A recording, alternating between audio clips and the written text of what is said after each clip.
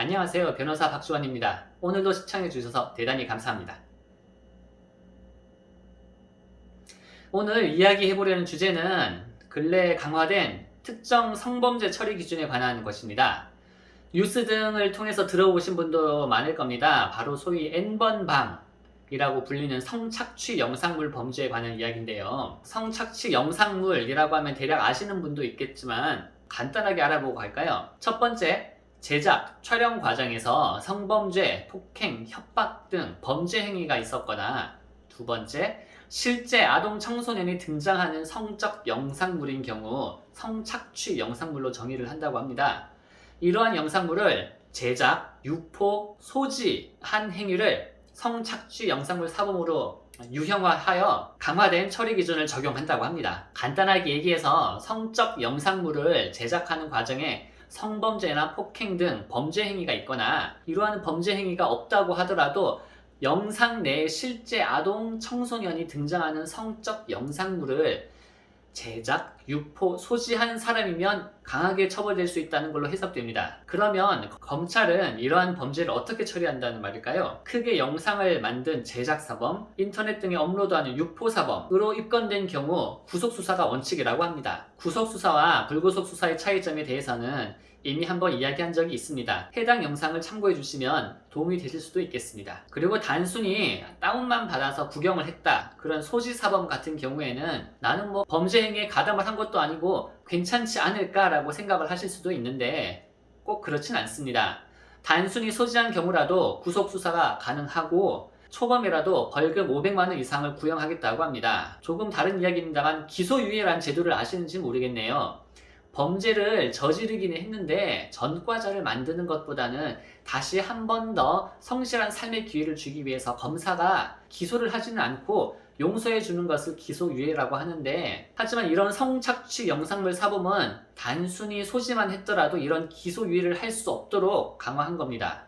범죄 행위자 입장에서는 범죄 기록도 남지 않으니까 기소유예 처분을 받는 것이 좋은데, 이런 기소유예에 대해서는 조만간 알려드리도록 하겠습니다. 그러므로 아무리 반성을 하고 피해자와 합의를 했다고 하더라도 무조건 벌금 이상이 될 수 있고 그 정도가 심하면 징역형 이상도 가능하다는 이야기입니다. 어떤 분들은 이렇게 생각을 하시기도 하는데, 야동 한두 개쯤 봤다고 너무 하는 거 아니냐 라고 하시는 분도 계셔요. 그런데 일단 이런 생각 자체가 잘못됐다는 걸 알려드리고, 혹시나 그렇게 생각을 한다고 하더라도 수사기관이나 법원에는 절대 하시면 안 됩니다. 말씀을 하시는 순간 이 사람은 반성을 하지 않는다 라고 판단을 할 수밖에 없고, 그 한마디로 형량이 올라갈 수 있거든요. 사회가 변화를 함에 따라 예전에는 범죄가 아닌 것들이 지금은 범죄인 경우가 있지 않습니까?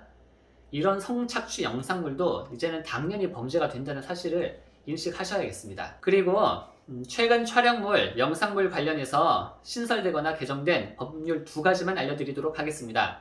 예전에는 법률이 제대로 갖춰지지 않아 무죄가 나올 수 있었던 사건들도 이제는 유죄가 될 수 있기 때문에 알려드립니다. 첫 번째, 기존에도 카메라 등을 이용한 불법 촬영물 중 가해자가 다른 사람의 신체를 직접 촬영한 경우에는 당연히 처벌 대상이었습니다. 그런데 국법에서는 피해자가 자신의 신체를 직접 촬영한 경우에는 그 영상물을 다른 사람이 불법으로 유포 등을 하더라도 처벌되기 어려운 측면이 있었는데요. 이제는 그 역시도 7년 이하의 징역 또는 5천만 원 이하의 벌금 대상입니다. 또 다음으로 소위 딥페이크라고 하죠.